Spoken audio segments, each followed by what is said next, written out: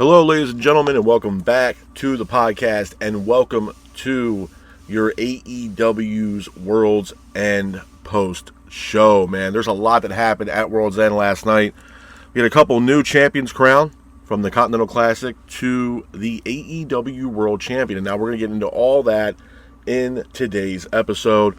I appreciate you guys joining me today for this episode. So we're going to kick off the night, man, with a Continental Classic tournament semifinal matchup. It is Okada taking on Takeshita. Now, this was a long-awaited bout to happen. A lot of people, myself included, were anticipating this matchup. Obviously, there's a storyline in itself with Okada and Takeshita, with them being in the Don Callis family, and a lot of people were waiting for both these guys to clash, and we finally get that opportunity at World's End. So like I said, we got Okada versus Takeshita in the Continental Classic Tournament semifinal, where the winner will move on to the finals to face either Kyle Fletcher or Jon Moxley. The match itself, though, man, it was a good match. It was a back-and-forth matchup between Okada and Takeshita, with Okada keeping the pace of the match. Okada then hits a DDT on Takeshita on the outside, followed by Takeshita getting up, hitting a brainbuster on Okada. Takeshita then hits a Hurricanrana on Okada, but Okada somehow gets up, hits an elbow drop off the top rope, landing on Takeshita. Okada and Takeshita then both exchange in the middle of the ring, with Takeshita hitting a German suplex on Okada, followed by Takeshita hitting a Blue Thunder Bomb as well. Okada then somehow gets up, tries to get some offense in by hitting a German suplex, followed by a drop kick on Takeshita. Takeshita then gets up, hits a devastating Poison Rana that looked absolutely brutal on Okada, followed by Takeshita hitting a running knee on Okada for a near fall. Okada then goes to the turnbuckle. He pulls out a screwdriver. The referee is distracted. Okada then hits Takeshita with the screwdriver. Takeshita then is taken out. Okada goes for the cover, pins for the 3, and your winner of the match and moving on to the finals in the Continental Classic Tournament is Okada. Hats off to Okada for getting the win in this matchup.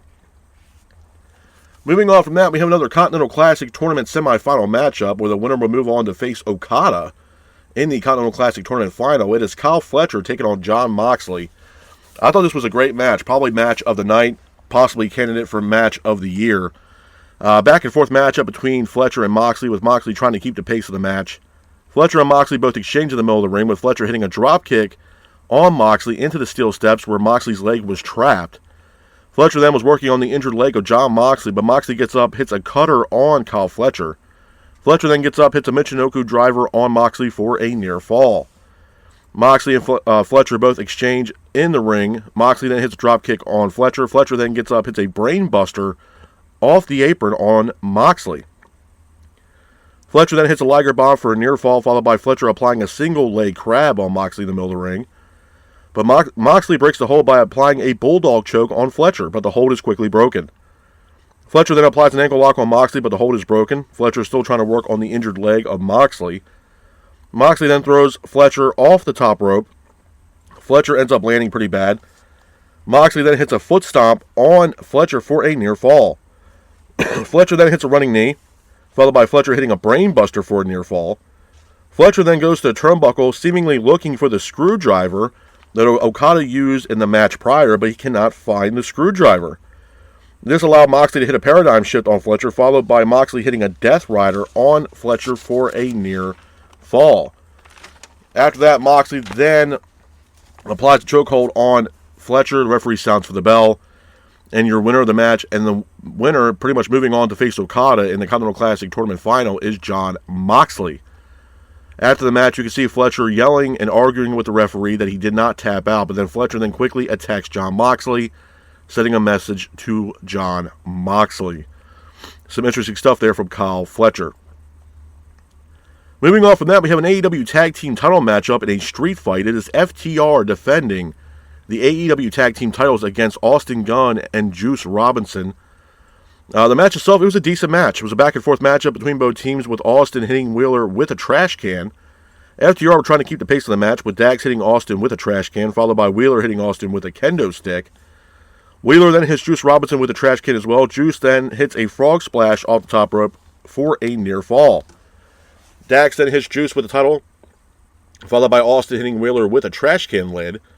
Dax then hits Juice with a chair, followed by Wheeler hitting Juice with a chair shot as well. Dax then applies an inverted figure 4 on Juice Robinson in the middle of the ring. Wheeler then goes for a tope, but overshoots the tope, and Wheeler goes straight into a table on the outside. Juice then sprays Dax with a fire extinguisher.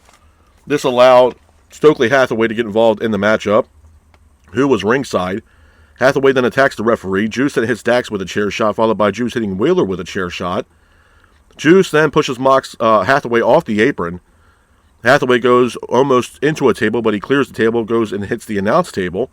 FTR then hit a shatter machine in the middle of the ring for a near fall. Austin Gunn then gets involved in the match by hitting a low blow in the middle of the ring, followed by Dax hitting a pile driver on Austin onto a trash can. FTR then hit a spike pile driver onto the AEW Tag Team title, pins for the 3, and your winners of the match and still AEW Tag Team Champions are FTR. Hats off to FTR for getting the win in this matchup. Moving on from that, we have an AEW Women's Tag Team titles where the Babes of Wrath, Willow Nightingale and Harley Cameron, defend the AEW Women's Tag Team titles against Athena and Mercedes Moné. The match itself was a decent match. Back and forth matchup between both teams with Athena and Moné keeping the pace of the match. Willow then hits a powerbomb on Moné off the apron, followed by Moné getting up and applying a statement maker in the middle of the ring. Willow then hits a Death Valley driver, followed by Moné hitting a money maker. But Willow ultimately hits a roll-up, pins for the 3, and your winners of the match, and still AEW Women's Tag Team Champions, are the Babes of Wrath. Hats off to the Babes of Wrath for getting the win in this matchup. Moving on from that, we have Darby Allin taking on Gabe Kidd. I thought it was a decent match. Back and forth matchup between Darby Allin and Gabe Kidd, with Darby keeping the pace of the match. Gabe Kidd then sends Darby into the steel steps. Darby is busted wide open. Darby then hits a drop kick, with Gabe Kidd holding a chair. Gabe Kidd now is busted open as well. He's wearing the crimson mask, if you will. Darby Allin then hits an avalanche code red off the top rope on Gabe Kidd for a near fall, followed by Darby hitting a coffin drop. Darby then sees Gabe Kidd on the outside. He hits a coffin drop off the top rope to the outside, taking out Gabe Kidd. Darby then quickly hits a Scorpion Death Drop, followed by Darby applying a Scorpion Deathlock in the middle of the ring, but the hold is broken. Gabe Kidd then tries to get some offense in by hitting a pile driver on Darby for a near fall, but Darby then hits a roll-up on Gabe Kidd, pins for the 3, and your winner of the match is Darby Allin. Hats off to Darby Allin for getting the win in this matchup. Moving on from that, we have a Tornado Tag match. It is the Death Riders taking on the Conglomeration, Roderick Strong and Tony Storm. I thought it was an okay match. Back and forth matchup between both teams with the Death Riders keeping the pace of the match. Mark Briscoe hits a froggy bow off the top rope. Claudio then hits a giant swing on Tony Storm in the middle of the ring. Tony then hits a Storm Zero on Daniel Garcia in the middle of the ring, followed by Orange Cassidy hitting an Orange Punch. And then Mark Briscoe secures the win for his team by hitting a J Driller in the middle of the ring, pins for the 3. And your winners of the match are the Conglomeration, Roderick Strong, and Tony Storm. Moving on from that, we have an AEW Women's Championship matchup where it's Chris Statlander defending the AEW Women's title against Jamie Hayter. This match itself, I thought was an okay match. Back and forth matchup between Jamie and Statlander, with Statlander keeping the pace of the match. Jamie then hits an Exploder on Stat. Both Jamie and Statlander both exchange in the middle of the ring, with Jamie hitting an Avalanche Exploder on Stat for a near fall. Statlander then hits a pile driver on Jamie Hayter for a near fall, followed by Statlander hitting an Avalanche Michinoku driver on Jamie Hayter that looked absolutely brutal. I think Jamie Hayter actually ended up landing on the back of her head. Statlander then tries to get more offense in by hitting an Enziguri on Jamie Hayter.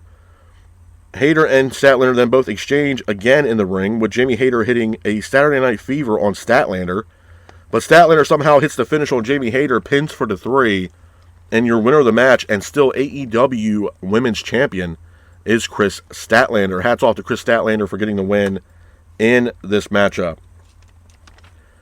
Moving on from that, we have the Continental Classic Tournament Final, where it is Okada taking on Jon Moxley.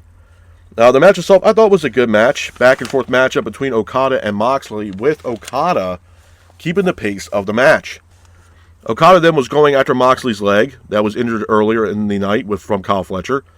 Okada then hits a DDT on Jon Moxley, followed by an elbow drop on Moxley. Moxley then gets up, applies a figure 4 leg lock on Okada, but the hold is broken. Okada, pretty much taking a page out of Dean Malenko's book, applies a Texas Cloverleaf on Jon Moxley, but the hold is broken. Okada and Moxley then both exchange in the middle of the ring, with Moxley hitting a pile driver on Okada for a near fall. Okada then gets up, hits a low blow on Jon Moxley, followed by Okada hitting a Rainmaker on Moxley for a near fall. Okada then goes to the outside. He grabs the Continental title, but Moxley hits a low blow on Okada. Okada and Moxley both exchange in the middle of the ring, with Okada hitting another Rainmaker on Moxley. Moxley then somehow gets up, hits a paradigm shift on Okada for a near fall, followed by Moxley hitting his own Rainmaker on Okada. Moxley then hits another paradigm shift, followed by Moxley hitting a foot stomp on Okada. Moxley then hits a Death Rider on Okada, pins for the 3, and your winner of the match and the new Continental Champion is Jon Moxley. After the match, you can see the Death Riders celebrating with Jon Moxley.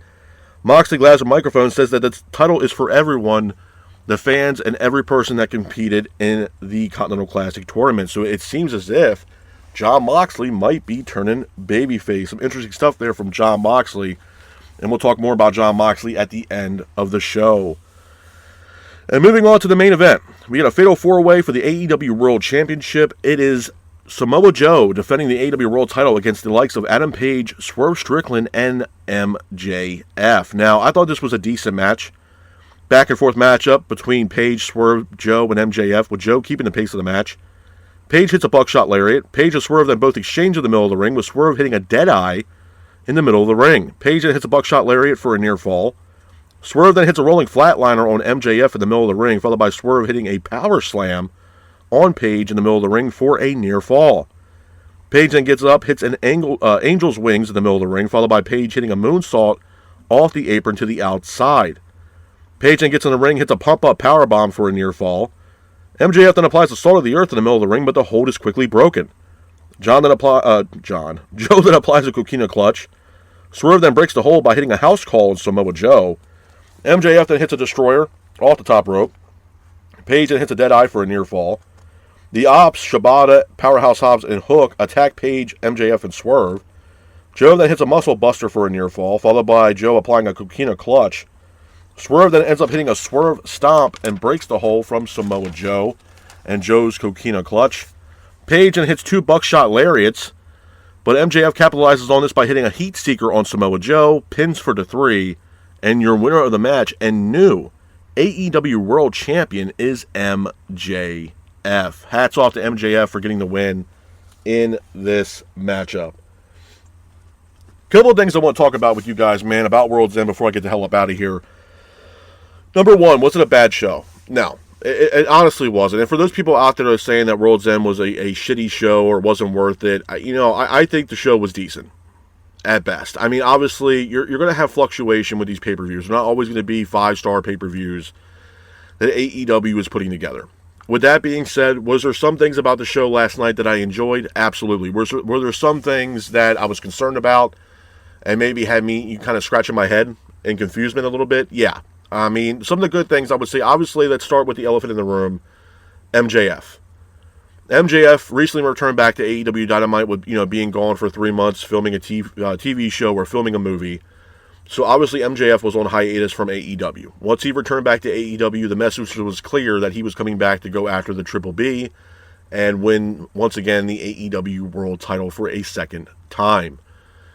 I'm going to be honest, man. I was not pissed off with the outcome of this match. I did not want Samoa Joe to walk out of World's End still AEW World Champion.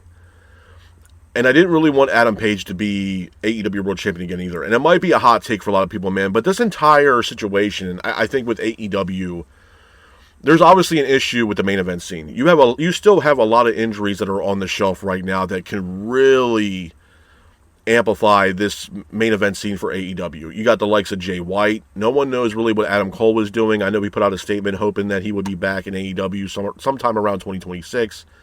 Keith Lee is on the shelf as well. Wardlow is also on the shelf. There are some names out there that are on the shelf right now with injury that is also hindering this main event scene, most notably Will Ospreay. So my biggest gripe with this match, or biggest question I would say after MJF had won this AEW World title, is what's going to be next for MJF. And I mean that in the entire figure of things, in the aspect of not only what's next, who's next to challenge MJF for the AEW World title, but what's actually next for MJF in AEW. And it has a lot of people talking. There's certain people out there are talking, okay, well, MJF once again won the Triple B. He's now currently the AEW World Champion. And a lot of people are thrilled about it, myself included. I think this was something that AEW needed a drastic change going into 2026, and what better way to do that than to have the likes of MJF carry this company on his back with the AEW World title. Absolutely. My gripes with this, though, was, like I said, who is going to challenge MJF next for the AEW World title? I don't really want to see it being Samoa Joe. I don't really want to see it necessarily be Adam Page. I mean, you could run it back with Swerve. I know some people are mentioning the likes of Will Ospreay, but my issue with that is number one, it'd be great to see Will Ospreay back in the confines of AEW. But honestly, if I had to predict when Will Ospreay was coming back, it's sometime maybe in the middle of the year going into the summer of 2026 by the time we see him able to compete inside the squared circle for AEW. And there ain't no way in hell that they're going, AEW and the powers that be, being Tony Khan, is going to allow MJF to sit on the bench with that AEW World title until Will Ospreay is ready to go. Now, again, if Jay White is able to come back and compete, Jay White is another guy that could compete for the AEW World title. A guy that AEW desperately needs back in the fold of AEW. Especially Juice Robinson and Austin Gunn, which I will get into in a second. But there are names that are out that's really hindering the main event scene for AEW. Now, I don't know when we're going to see the likes of Keith Lee. Keith Lee has been off the scene with AEW for, Christ, man, it's probably had to have been at least by now, probably 2 years, 2.5 years by now. I would assume so. So there are names that are still hindering the main event scene for AEW. But at the end of the day, was I pissed off with the outcome of MJF winning the AEW World title? No. But my two biggest gripes is who's going to be next for MJF in the world title. And honestly, what's next for MJF, bro? And I think a lot of people, I've been watching other, podcasters and other people talking online about what's next for MJF, even if he does happen to lose the AEW World title. I don't know. There's always that comment that people make about MJF saying that, he's WWE bound. He's ready to go to WWE. He needs to go to WWE. And you have certain content creators, which I made comments about this last week, that are pro WWE. You can just tell, bro. You can obviously, people could say, oh, well, I'm not pro WWE, I'm not this, I'm not. Bro, you are. At the end of the day, you are.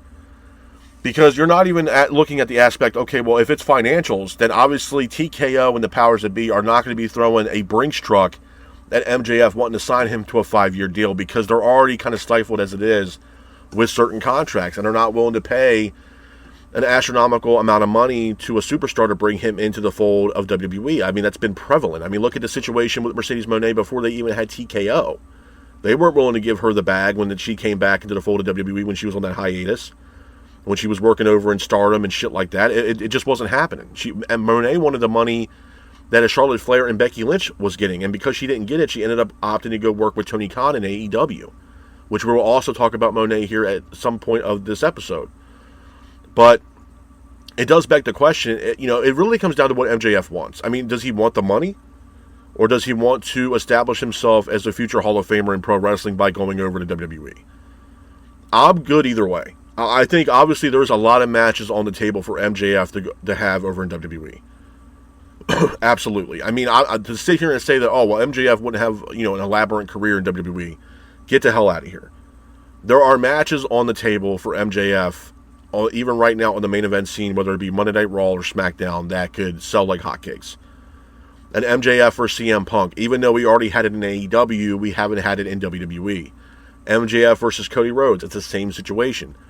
MJF versus Braun Breaker. MJF versus Drew McIntyre. There's matches on the table for MJF to really not only solidify himself as a future Hall of Famer, but also solidify himself in WWE.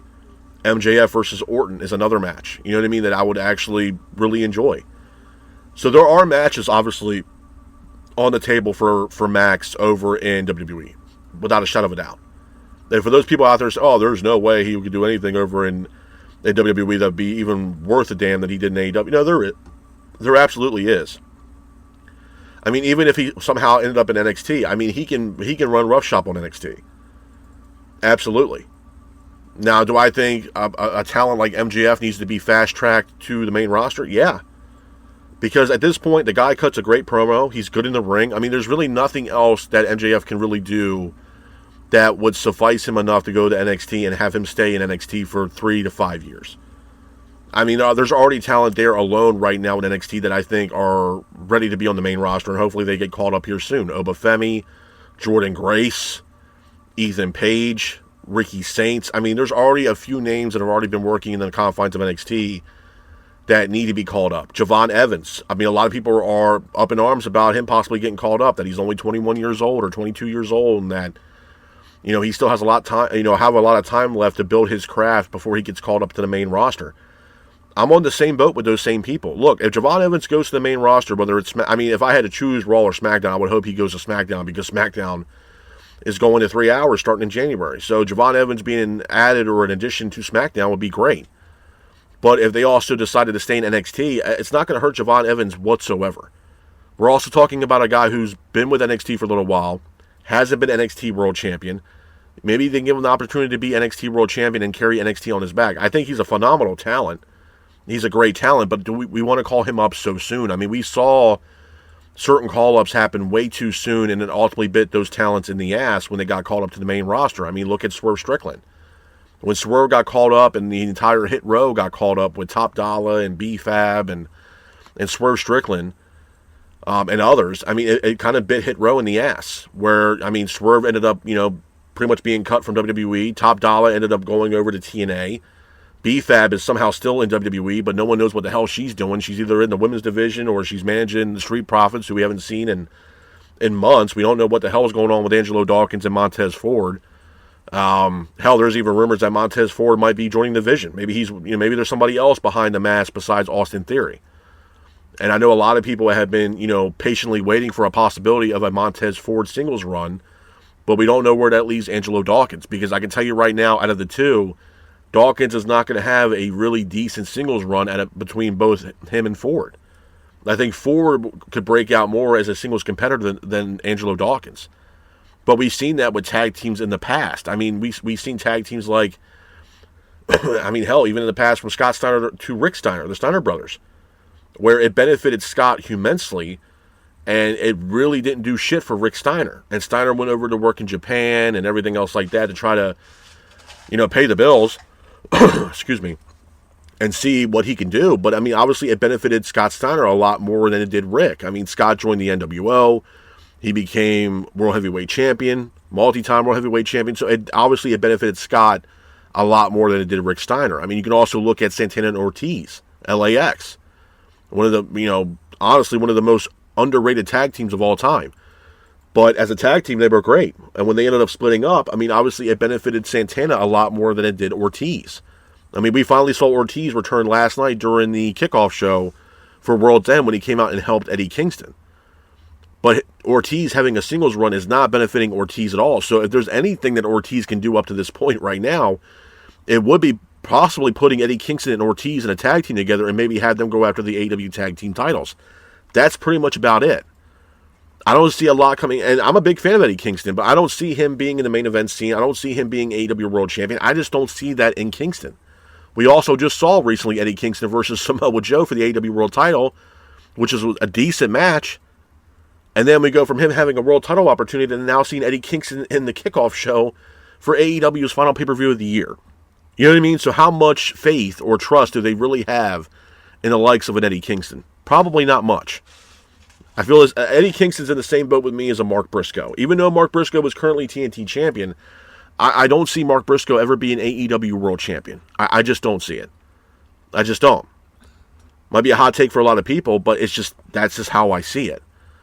So, again, with MJF, I mean, it's going to be very telling to see what he does moving forward.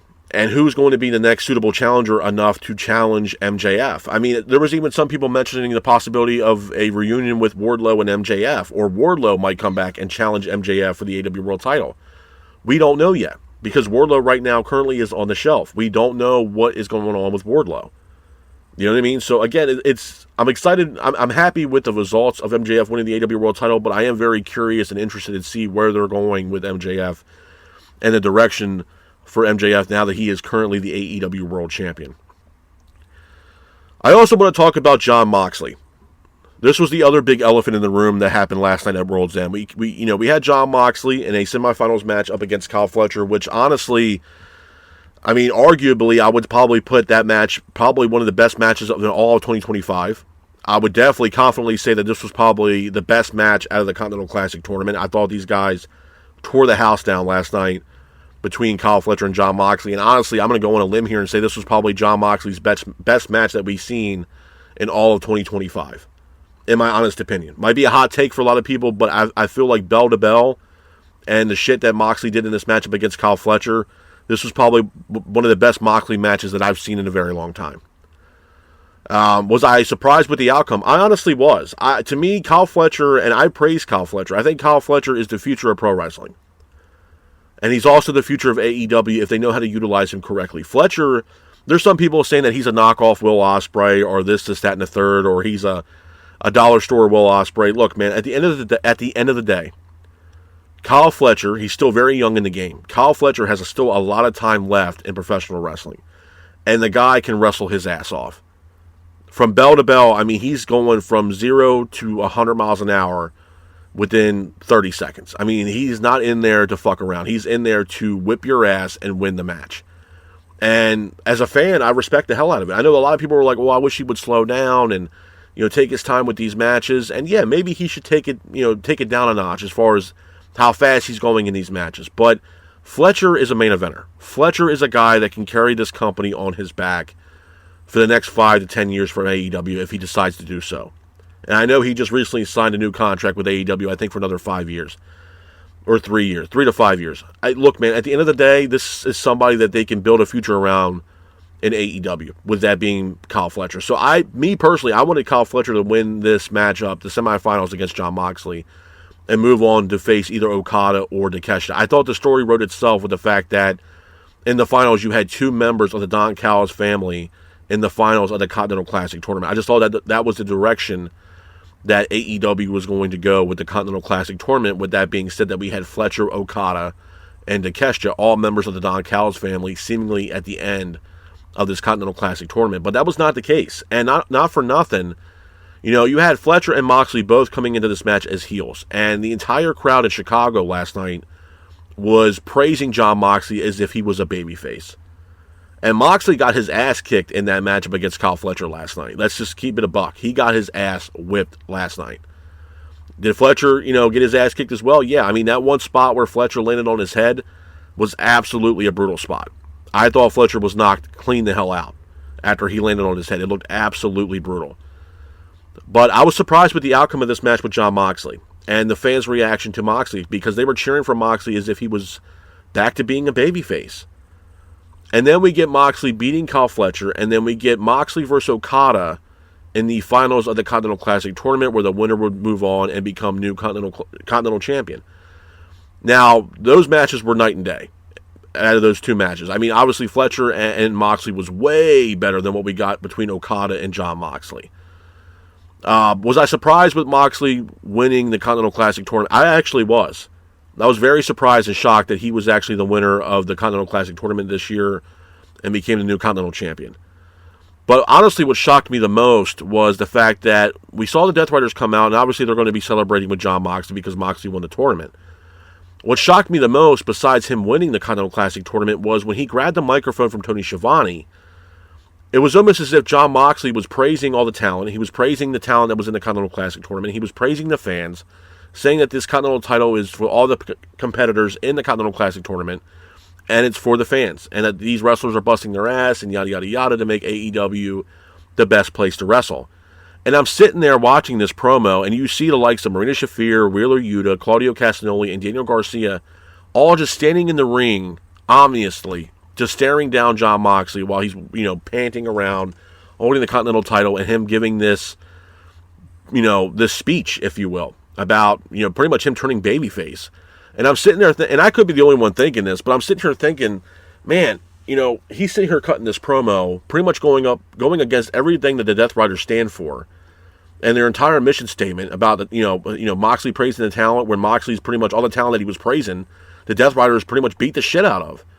And I'm sitting here watching the Death Riders, watching Moxley pace around back and forth in this ring, and I'm sitting here thinking to myself, Are they going to actually beat the dog shit out of Jon Moxley right here in the middle of this ring in Chicago at World's End, pretty much ultimately kicking Jon Moxley out of the Death Riders?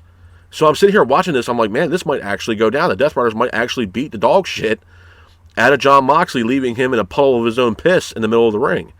That didn't happen. So I'm sitting here thinking to myself, I'm like, bro, what the fuck are we doing here? I mean, you got Jon Moxley praising all this talent in the Continental Classic tournament. He's praising the fans. He's cutting a promo or having this segment or whatever you want to call it, pretty much praising the fans and praising all the competitors in the Continental Classic tournament and praising AEW. And I was sitting here thinking to myself, man, like, this is going against everything that the Death Riders stand for. And, you know, Moxley's praising all this talent in the Continental Classic tournament. Well, some of this talent you beat the dog shit out of. You mocked these talents. You beat the shit out of these talents. You said AEW needed a change. AEW and the superstars in the back are too weak. They're too weak-minded. All this other shit. You're cutting this babyface promo, and I'm like, bro, what the fuck is going on here?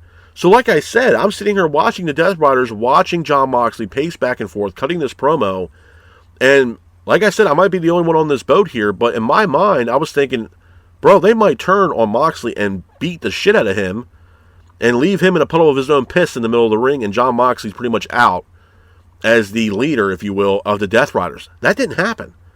They all left the ring. You see Marina Shafir holding up the title like she's Rocky Balboa, and Jon Moxley's walking through the crowd, and everybody's cheering and clapping hands and all this other shit and celebrating. I'm like, what the fuck is going on here?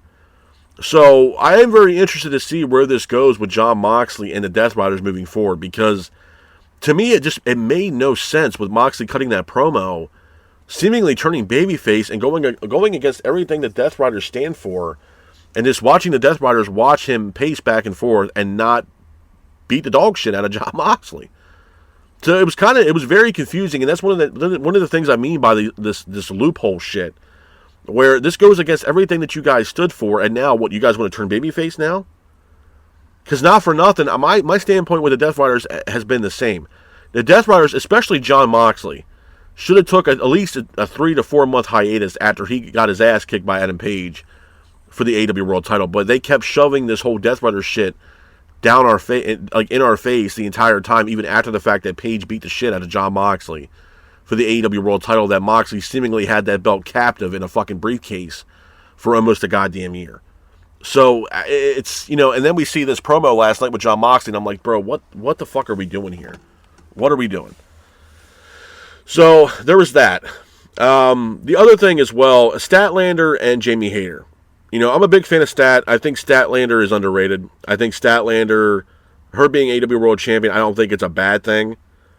But I'm going to say this. Do I think the match between Hayter and Statlander was all that great last night? No, I do not.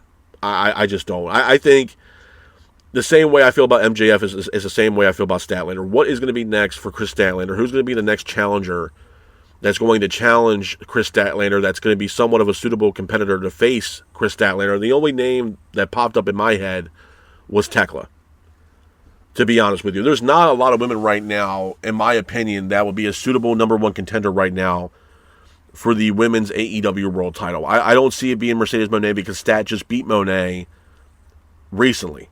Toni Storm, I don't know what the hell Toni Storm is doing, especially now that she was in this matchup last night with the Conglomeration. I don't know what the hell is going on with Toni Storm. I don't see Mina Shirakawa challenging Statlander for the AEW Women's Championship. So, I mean, again, there's injuries and people on the shelf that are hindering the main event scene. You know, for example, when's the last time that you could honestly say that we've seen Sheeta? What's going on with Sheeta? Britt Baker seemingly is in, you know, Guantanamo Bay. We have not seen Britt Baker since the situation that she had with Mercedes Moné. There's no Camille. I don't even know if Camille is even still with the goddamn company at this point. You know what I mean? Like, I don't even know what's going on. You know, there was rumors that they were going to bring in Dakota Kai. I don't know when the hell that's happening, or if that's even going to happen to begin with. So you know, the biggest question going into 2026 is: are we going to find new talent? Are we going to find new challengers that are suitable enough for the likes of a Chris Statlander and an MJF for the AEW Women's Championship, as well as the AEW Men's World Title? That's going to be the biggest question going into 2026, honestly. And something that I told you guys even when I did my Dynamite upload on Friday, that there needs to be a seismic change in the shift of AEW. Because the past 2.5 years of AEW has been in the drizzling shits. There has to be something. Now, with MJF being AEW World Champion, it is a change, but it's not a seismic change enough to really change the landscape of AEW. Let's just keep it a buck. That's just the way it is right now. So, we're going to see how that plays out as well. With Statlander also, retaining the AEW Women's Championship. I also want to quickly talk about Darby Allin. There's a lot of people that are throwing shade on Darby. Darby's, one-dimensional. Darby does the same shit, yada, yada, yada. He has every single match. He bleeds, blah, blah, blah, blah, blah, blah. He's very one-dimensional, this, that, and the third. Look, at the end of the day, Darby Allin, a lot of his matches are the same. It's high intensity. It's high-paced. He's literally flying all over the goddamn ring. And 9 times out of 10, he's usually going through huge amounts of punishment during his matches where, you had to look at his matches and be like, man, if he's walking at 40, I'll be shocked.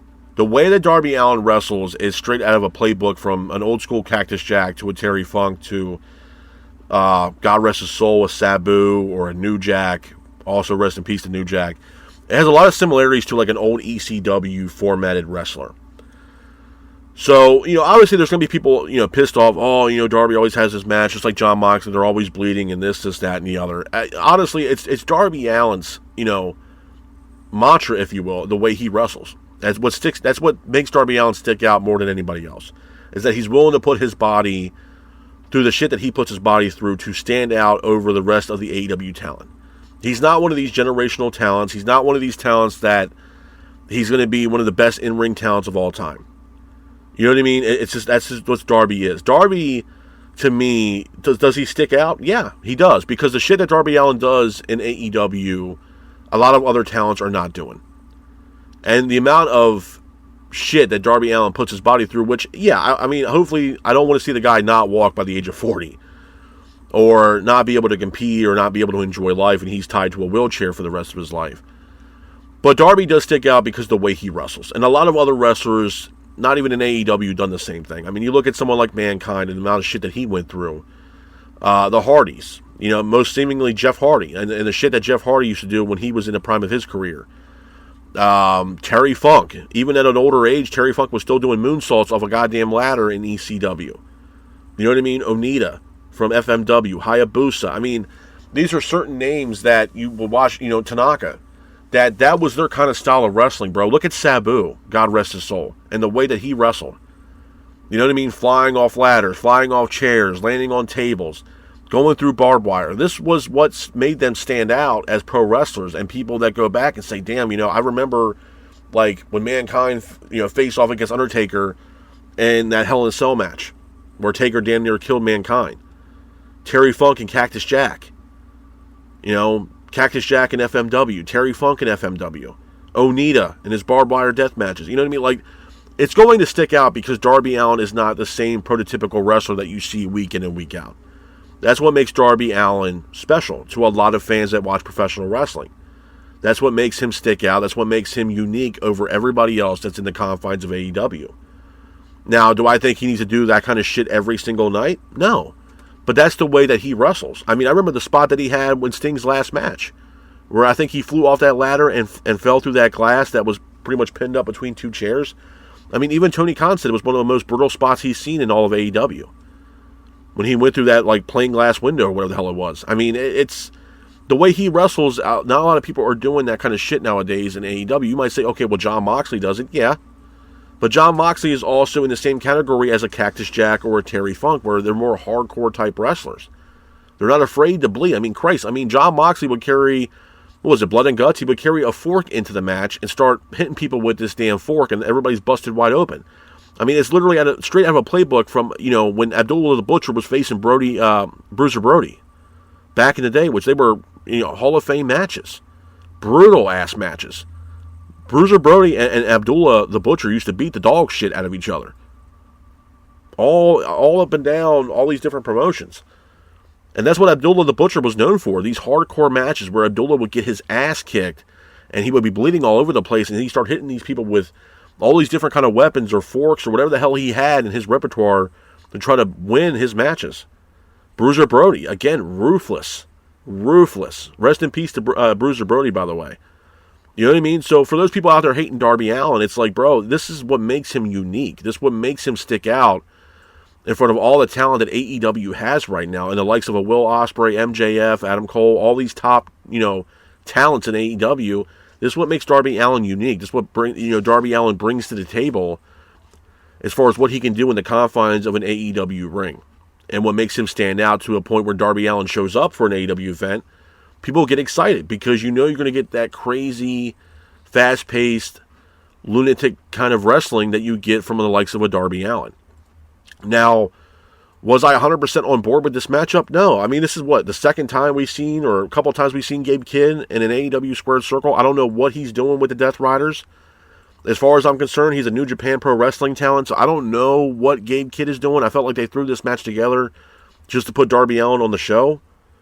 I don't know, and that's the thing too. I don't really know what's next for Darby Allin after the promo that Jon Moxley cut last night after he beat Okada in the finals of the Continental Classic tournament. Because, like I said, Jon Moxley looks like he's turning babyface rather than staying heel. So I don't know what's going to be next for Darby. I also think AEW dropped the ball with Darby because I think Darby Allin by now should have been AEW World Champion at least once by now. I go back to when, Jon Moxley was facing Bryan Danielson in Seattle at Wrestle Dream. It should have been Moxley versus Darby Allin. In my opinion. I mean, you got two guys, or Bryan Danielson versus Darby Allin. But you have both guys from the state of Washington. I think Wrestle Dream was live from, Everett, Washington or some shit like that. I mean, this is these guys' home state. You know what I mean? You got Danielson from the Seattle, Washington area. You have, again, Darby Allin from the Seattle, Washington area. I mean, bro, I think they were in Tacoma, Washington for Wrestle Dream, but still, I mean, it's still in the state of Washington. Both these guys are from the state of Washington. The match would have sold itself. Instead, we got Jon Moxley versus Bryan Danielson, where Moxley ultimately retires Bryan Danielson. You know what I mean? And again, it does hurt this company because they're not building for the future. They're not building younger stars for AEW.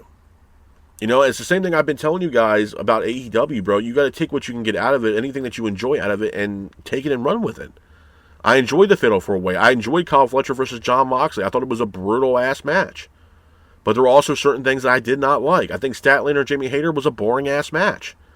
The Babes of Wrath versus Athena and Mercedes Moné, I'm going to be honest, bro. I mean, I think Willow Nightingale's great.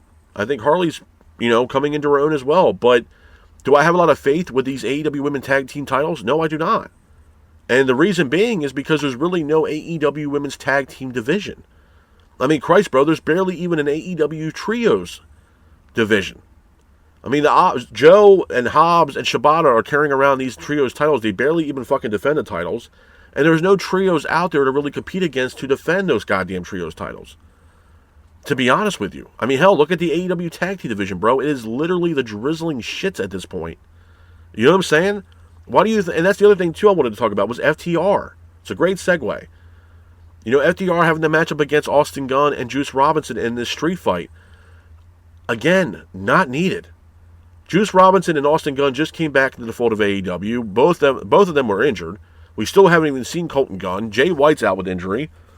So we put this match together for the AEW Tag Team titles in a street fight. And I'm going to be honest, bro. FTR, I don't know what the hell's going on with Dax Harwood and Cash Wheeler, bro. But honestly, are they one of the best tag teams in this generation? Absolutely. But I can honestly give a rat's ass about what FTR does nowadays.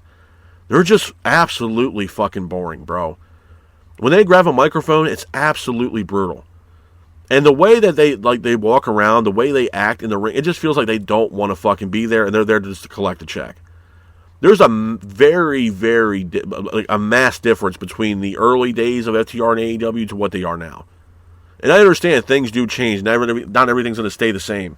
But my God, bro, FTR, when they won this matchup, I remember when they grabbed the AEW Tag Team titles, and literally you can hear crickets when they sat there and the referee picked up their hands to get them to win in that matchup. I mean, literal crickets. No one gives a fuck about FTR no more. And honestly, I'm on the same boat, bro. I can give a rat's ass about what Dax Harwood and Cash Wheeler do. To be honest with you. They're AEW Tag Team Champions in a division that has no fucking talent, bro. Seriously, I mean, let's keep it a buck, man. The AEW Tag Team division ain't got shit. Young Bucks are out until sometime in January or whenever, so they're out. There's really no suitable tag teams. I mean, you got Top Flight with Dante Martin and Darius Martin. You have that. You got Jack Perry and Luchasaurus, which, again, not a bad tag team. Isaiah Cassidy and Mark Quinn are out from Private Party. I don't know what the fuck they're doing. Bobby Lashley's injured, so there is no Hurt Business or Hurt Syndicate right now, with Bobby Lashley being out. So Shelton Benjamin seemingly is on his own right now. You got Jet Speed with Mike Bailey and Kevin Knight, but I'm going to be honest, bro. I think Kevin Knight needs to have a singles run, to be honest with you. There's really no suitable tag teams right now in the AEW Tag Team division that can really spark interest in a matchup for the AEW Tag Team titles right now, besides the like of Adam Copeland and Christian Cage, which I thought we might have saw them last night at World's End. We got no sign of Adam Copeland or Christian Cage, so I don't know what the hell is going on with Cage and Copeland. I know Copeland is filming a TV show. I don't know what Cage is doing, but we have not seen the likes of an Adam Copeland and Christian Cage since All Out, which I believe was, September? You know, here we are at the end of the year almost. It's almost January. They've been going off television for almost 3 months. Or damn near 3 months. So, I mean, again, bro, it's when people take off or there's injuries, it stifles this company. There's some obviously unfinished business here between FTR and Copeland and Cage after what FTR did to Beth Copeland. And after the match, Copeland, he rides off in the sunset and takes his time off. Some people don't even think that he's still even employed with the company at this point. You know what I mean? It's just, the loopholes are hurting this show, bro. It just is. It really is. And I'm praying and hoping to God that 2026 is a better year for AEW than it was the past 2 years for AEW, bro. Because if this is the best we're going to get, it's a sinking ship for AEW, bro. It really is. And I don't want to see them go out of business. I don't want to see the talent lose their jobs or go back on the indies. But it's just, there needs to be a seismic change in the confines of AEW. I mean, even Tony Khan admitted that he needs to take a step back from AEW's creative. I 100% agree with that. But it took you, 6 years to finally say, you know what? Maybe I need to take a step back from AEW creative. Yeah, no shit, bud. No shit. I mean, I don't know what else more to tell you, how honest I can be from that. Yeah, clearly. It ain't panning out. I think this will be the time where you start hiring some writers. And Tony Khan, yeah, technically he's the owner of AEW, the CEO. But you need to take a step back where you just own the company, bro. At this point, I don't think you need to have any chime in to what the creative team is doing for AEW. Because right now, what you've been doing as far as the creative team on AEW, it's not working. It's not. And like I said, I don't think World's End was a horrible show. I just think it was something that could have been better. Absolutely, it could have been better. I was anticipating some returns. Like I said, Edge and Christian or Copeland and Cage. Maybe Jay White. Maybe. It just, there needs to be seismic change, man. And like I said, I'm not sitting here saying the entire show was bad. There were certain things I enjoyed. I think Moxley and Fletcher was the best match of the night. Probably could be candidate of match of the year for 2025. I thought it was a really entertaining match. The main event, the Fatal 4-Way, was a decent match. I was happy with the outcome of MJF becoming once again AEW World Champion. I think that might point to the things in the right direction for AEW going into 2026. But again, what's going to be next for MJF? Who's going to be the next challenger to challenge MJF for the AEW World title? Because I can tell you right now, I do not want to see it be Samoa Joe. I just don't, bro. I don't even understand. I didn't even understand Samoa Joe's heel turn to begin with. I thought it was forced agenda because they had nothing else going on at the time. There was too many injuries and people on the shelf, and MJF was off the scene, shooting a movie. I don't want to see MJF and Samoa Joe run it back. I just don't. Joe needs to focus on the trios titles or whatever the hell he's doing with the ops, and that's it. With all due respect to Samoa Joe, I just don't want to see him back as an AEW World Champion. That ship has run its course, bro. That well has run dry.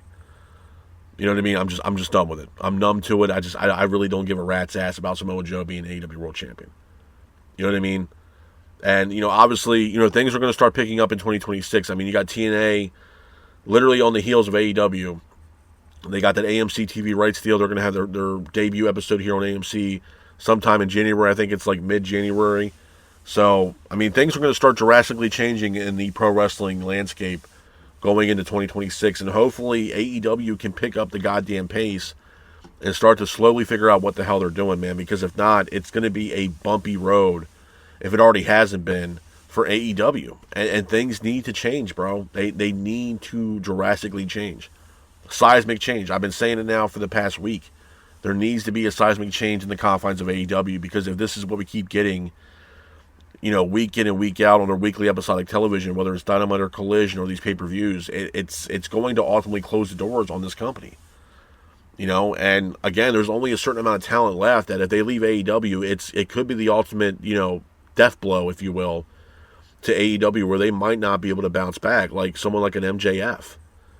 The other thing too is like Kenny Omega. Kenny Omega looks like he doesn't even want to fucking be there, bro. And now with the Bucks seemingly being injured or written off TV, and with Andrade technically now being a free agent and able to work in the confines of AEW again, I'm hoping they do some kind of storyline here, or run it back, or have a match here between Omega and Andrade. Because if you go back and remember when Andrade returned back to AEW, the first person that he, kind of got face-to-face with was Kenny Omega. So they need to run that back. That match needs to happen. We already have Andrade working New Japan and being a part of United Empire or I think Wrestle Kingdom or something like that happening in a couple weeks.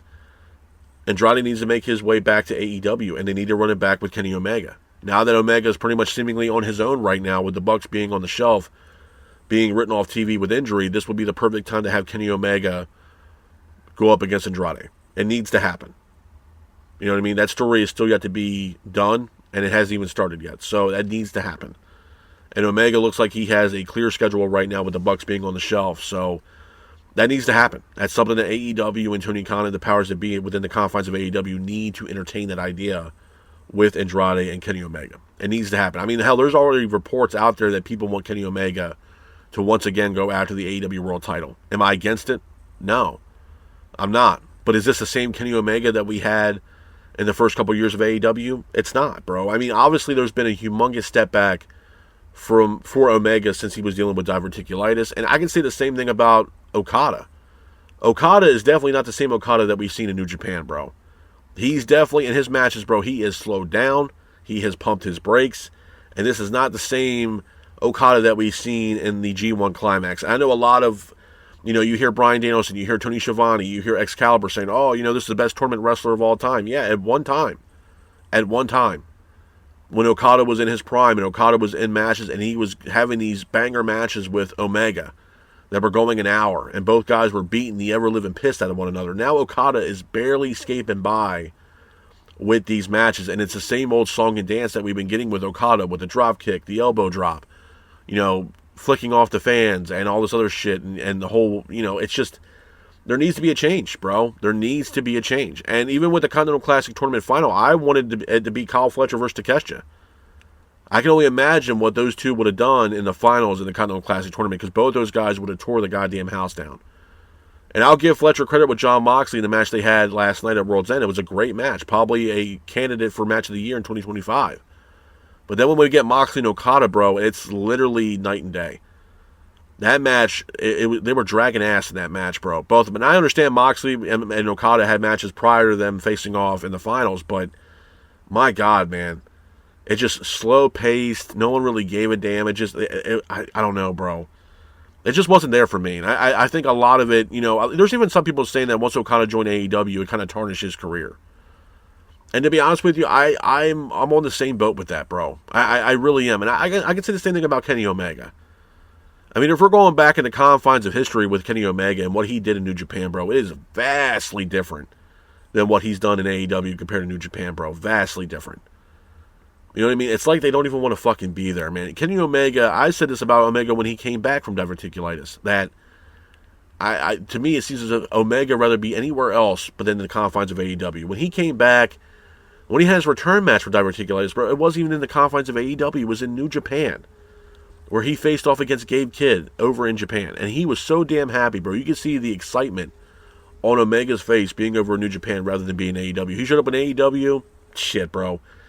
He looked like he didn't want to be there at all. He gave a rat's ass about AEW at that point. And I feel like that's kind of the vibe from a lot of other superstars within the confines of AEW, bro. I just do.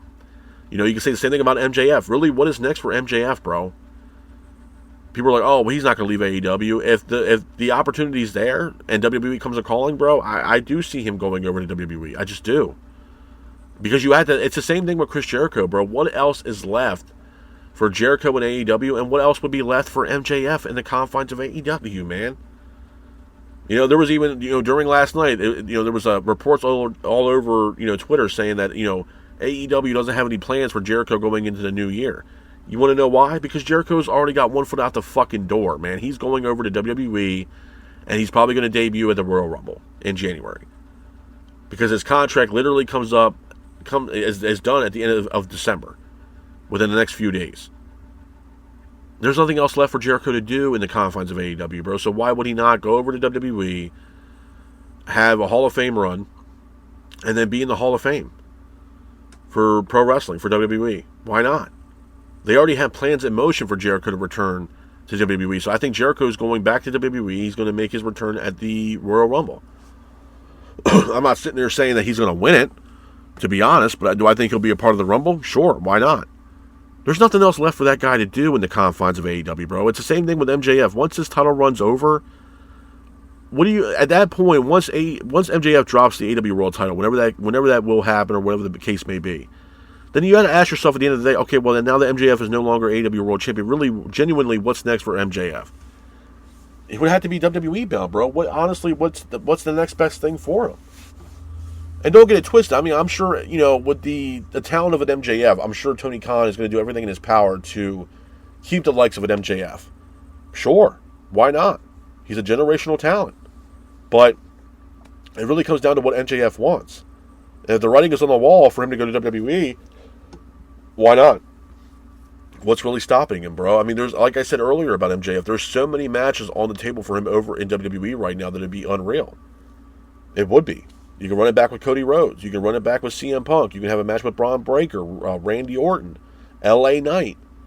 You know what I mean? Could you imagine the back and forth promo and the back and forth banter between the likes of an MJF and LA Knight on a microphone? Dude, it's like sliced bread, bro. I mean, absolutely. You couldn't ask for a better match. MJF versus Drew McIntyre. MJF versus Jacob Fatu. MJF versus Roman Reigns if they decide to go that route.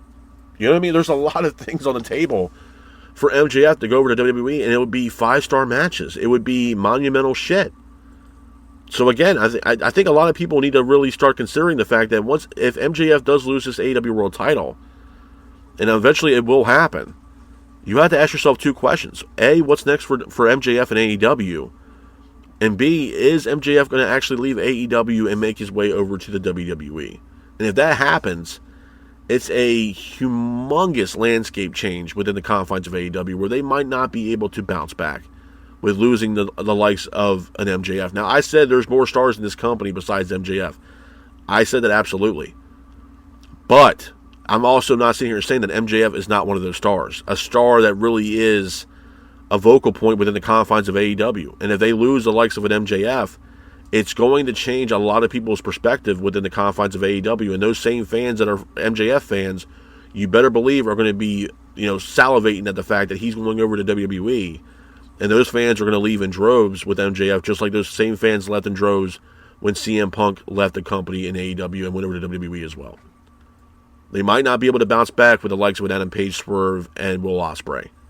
Even though they are stars of this company, it might not be enough. You know what I mean? And that's when you got to start asking yourself, okay, is AEW going to be in deep shit here if, you know, the likes of an MJF does leave and go over to WWE? At that point, people are definitely going to start talking. You know, and on top of that, we don't even know what the future of AEW is going to be if this deal goes through with Netflix and Warner Bros. Discovery. We really genuinely don't. We really have no idea. So again, the future for AEW is definitely in murky waters for sure. Maybe not right now, but if this deal goes through with Netflix and Warner Bros. Discovery, the water is going to be murky for AEW.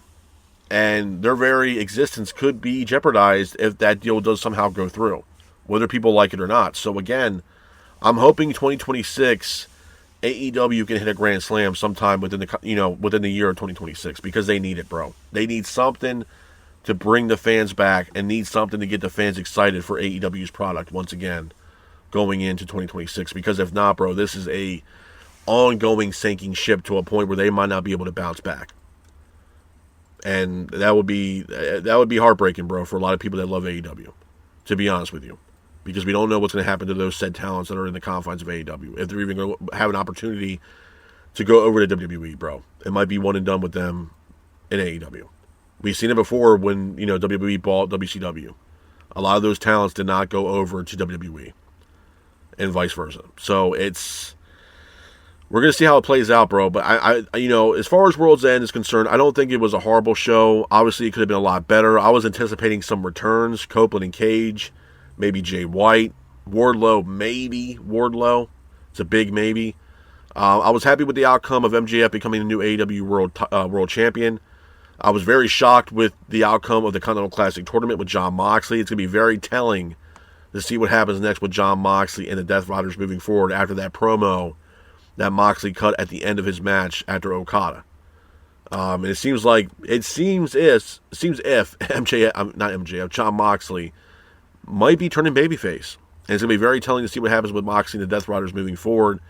And hopefully we figure out what's going to happen next on next week's Dynamite. So, again, it wasn't a horrible show. It could have been better, absolutely. But it wasn't a bad pay-per-view, to say the least. But hopefully going into the new year, AEW can pick up the pace, and things can get a little bit more exciting around here for AEW going into 2026. But with that being said, this is my review of AEW's World's End. I hope you guys are out there staying safe. Be careful, and remember, stay classic. Peace.